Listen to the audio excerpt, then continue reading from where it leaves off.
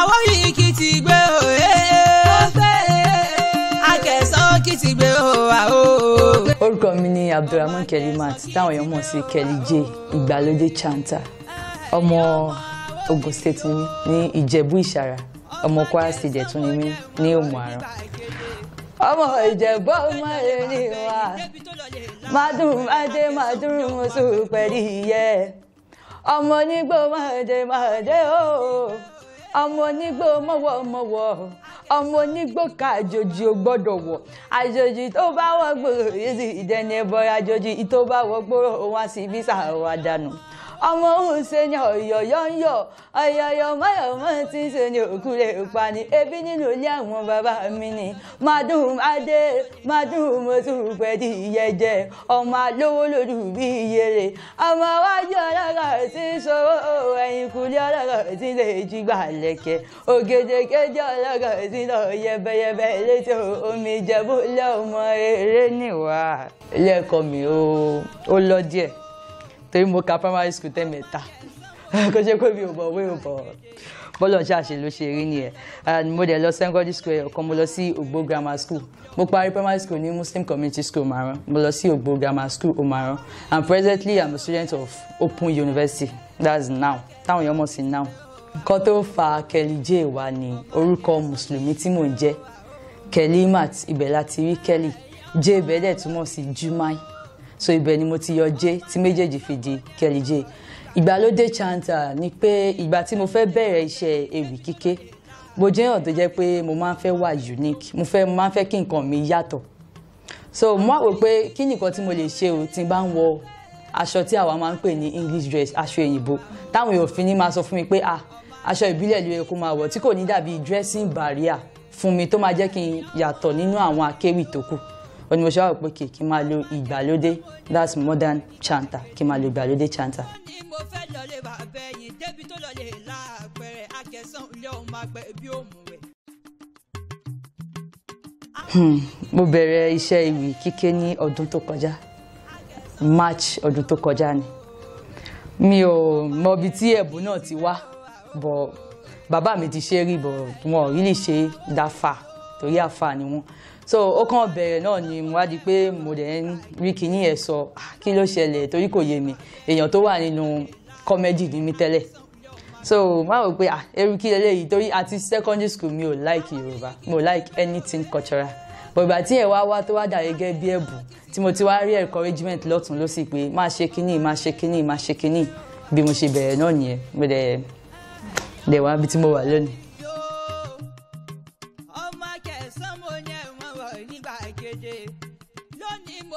Ìwúrí tó wà ńbẹ̀ ni pé àwọn ìdùnnú tí àwọn èèyàn tá a bá ń kì tán máa ń ní lásán ó máa ń jẹ́ ìwúrí fáwa náà pé ṣé mi náà mò ń kíyàn tí inú ẹ̀ ń dùn báyìí àti àwọn èèyàn ńláńlá láwùjọ tí àwa náà ń bá pàdé nídìí iṣẹ́ yìí tẹ́ pé àwọn náà ń fún wa ní regard pé akéwì làwọn eléyìí akéwì làwọn eléyìí akéwì làwọn eléyìí so ìyẹn dàbí ìwúrí tí ó máa ń jẹ́ kí inú mi dùn pé lémi náà.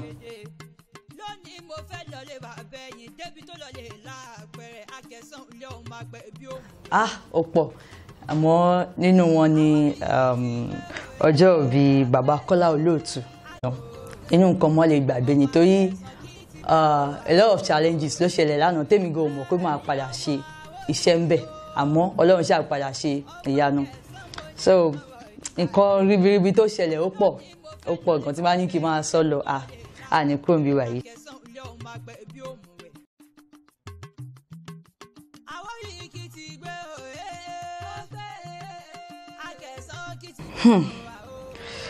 Bí kí àwọn èèyàn pè wá ní pé alókà pé ṣeṣẹ́ ìwì làwọn ilé ìfẹ́ máa ké ni kí ni gbogbo nǹkan tó ń ṣe yìí ó lókà mo ti lọ ṣiṣẹ́ kan báyìí náà rí tí abẹ̀rẹ̀ iṣẹ́ tẹ́niyẹn ní ká dákẹ́ pé àwọn fẹ́ gbogbo nǹkan tó lókà báyìí àti àwọn tí ó yẹ kí àjọ máa ṣe papọ̀ tí wọ́n máa ń ríyàn bíi competitor nídìí iṣẹ́ yìí ó dẹ̀ máa ń bà mí ní jẹ́ pé ó dẹ̀ yẹ ká máa ṣe papọ̀ bọ̀ síntẹ́ pé iṣẹ́ kan lájọ ń ṣe wọ́n ti rí wa gẹ́gẹ́ bíi competitor so àwọn nǹkan tó máa ń bà mí ní jẹ́ nídìí iṣẹ́ yìí nìyẹn.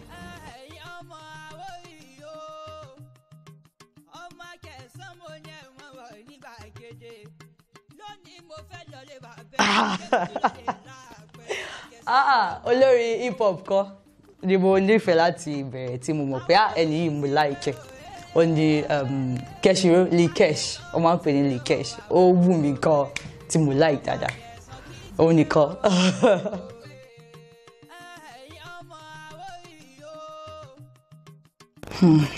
Entertainment náà mo fẹ́ kọ́ máa fẹ́rẹ́ tì mí torí nǹkan tó jẹ́ nǹkan mission tí mo ní láyé tí mo dẹ̀ fẹ́ achieve ni kí n jẹ́ best entertainer of the world generally everywhere in entertainment mo fẹ́ jẹ́ best entertainer in the world káwọn èèyàn máa hàn pé báwo ni Ọlọ́run ṣe máa dáyàn tó máa lè ṣe entertaining tó pọ̀ tó báyìí so nǹkan tí mo fẹ́ kó máa fi rántí mi lọ nìyẹn.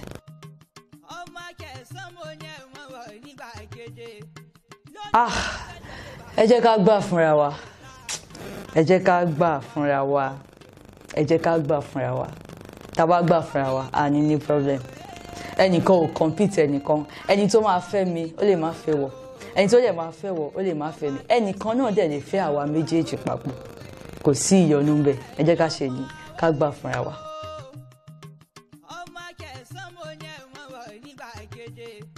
Èmi ní ìgbàlódé chanta tí wọ́n wí àpèdè mọ̀ pé ta ní eléwì ọmọ bàbá dékìlẹ́kùn ọmọ àkànní tó pọ̀ra rẹ̀ lẹ̀ yanyan ìmọ̀gún ni mí ọmọ ọ̀rọ̀ nírè ẹjẹ́ ìgbà ara làgbẹ̀jọ máa ń kọ́gbìn ọmọ àdọ́kọ lórí ìràwé kíyanrìn ìmọ̀ngàn sí i tẹ́ bá fẹ́ wá mi lórí Instagram @KellyJVibes náà ni à ń bẹ lórí TikTok @KellyJVibes náà ni bó jẹ́ Facebook KellyJ ìgbàlódé chanta náà ni ẹ lè kàn sí wa káàkiri pátápátá a ó dá ní lóhùn ní kíákíá àpèdè mọ́ pé ta ní eléwì ìyọmọ bàbá dékìlẹ̀.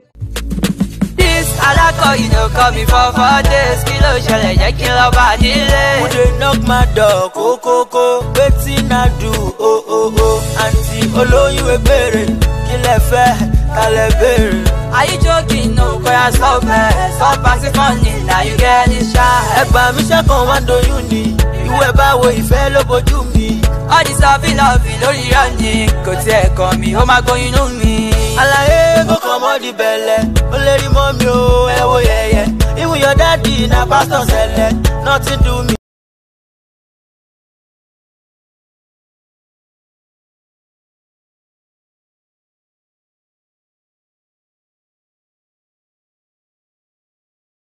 Àríwá yìí kò tún máa ṣe wọn lọ pé jáde bí wọ́n fẹ́.